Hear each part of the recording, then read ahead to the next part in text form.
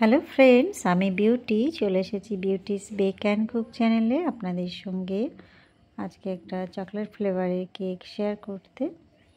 কেকটা ছিল আমার 1 পাউন্ডের। আমি ফাইনালাইজিংটা করেই নিয়েছি, আর সাইডটা একটু অন্য কালার দিতে চাইছি যাতে যে চকলেটের ড্রিপিংটা দেবো উপরে যেন সুন্দর একটা কম্বিনেশন তৈরি হয়। মানে সবসময় তো প্লেন কালারের উপর আমরা করি, নর্মালি সাদা থাকে। আমি চাইছি এটা ডাবল কালার থাকবে, আর উপর থেকে ড্রিপ দিলে সেটা অন্যরকম দেখতে লাগবে আর কি। আমি ক্রিমে এখানে আলাদা করে একটু অরেঞ্জ কালার মিক্সড করে নিয়েছি, নিয়ে সাইডটা একটু একটু করে লাগিয়ে দিচ্ছি একটা স্প্যাচুলা দিয়ে। আর এই যে একটা দেখুন স্ক্র্যাপার নিয়েছি অনেকটা চিরুনি স্টাইলে, সেটা দিয়ে আস্তে করে আমি টেনে দিচ্ছি। একটা সুন্দর লাইন পড়ে গেছে, দেখতে বেশ সুন্দর লাগে।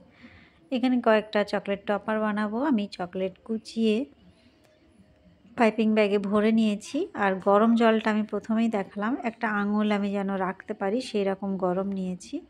নিয়ে এটাকে কয়েক সেকেন্ড করে রাখছি, আবার তুলে একটু ভালো করে চকলেটটা দেখে নিচ্ছি, যেখানে যেখানে দলা পাকিয়ে যাচ্ছে সেটা আবার একটু ঠিক করে নিয়ে আবারও গরম জলের মধ্যে ড্রিপ করছি। এইভাবে আমি চকলেট টপারগুলো বানাই, এটা আমার বেশি সুবিধা হয়। খুব বেশি গরম হলে অনেক সময় কি হয়, চকলেট থেকে তেল ছেড়ে দেয়, মানে পুরো একদম জমে যাবে, সেইটা দিয়ে আর কিছু করতে পারবেন না। যাক, বেশি গরম দিতে যাবেন না, হঠাৎ করে চকলেটের এটা নষ্ট হয়ে যেতে পারে। এই যে আমি মোল্ডে দিয়ে নিলাম, এগুলো সিলিকন মোল্ড, একটা টুথপিকও দিয়ে নিয়েছি। এইভাবে আমি দুটো টপার বানিয়ে নিলাম। এইবারে কেকটায় আমি চকলেট গানাশ দিচ্ছি। কেকটা তার আগে আমি 2 ঘন্টা ফ্রিজে রেখে ঠান্ডা করে নিয়েছি। আর গানাশটা 100 গ্রাম ডার্ক চকলেট, 100 গ্রাম হুইপড ক্রিম, এই দুটো মেল্ট করে আমি বানিয়েছি। উপরে একটা স্পাইরাল ডিজাইন আমি দিয়ে নিচ্ছি, এটা দেখতে বেশ সুন্দর লাগে।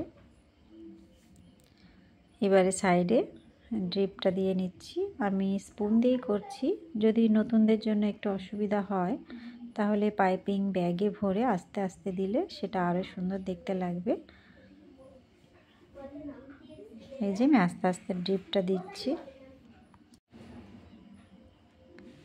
সব জায়গায় দিচ্ছি না, মানে আমি যখন চকলেটটা উপর থেকে দিয়েছিলাম কিছুটা ড্রিপ হয়ে গেছে আর কি আশেপাশে, যেখানে যেখানে ফাঁকা আছে সেই জায়গাটায় দিচ্ছি।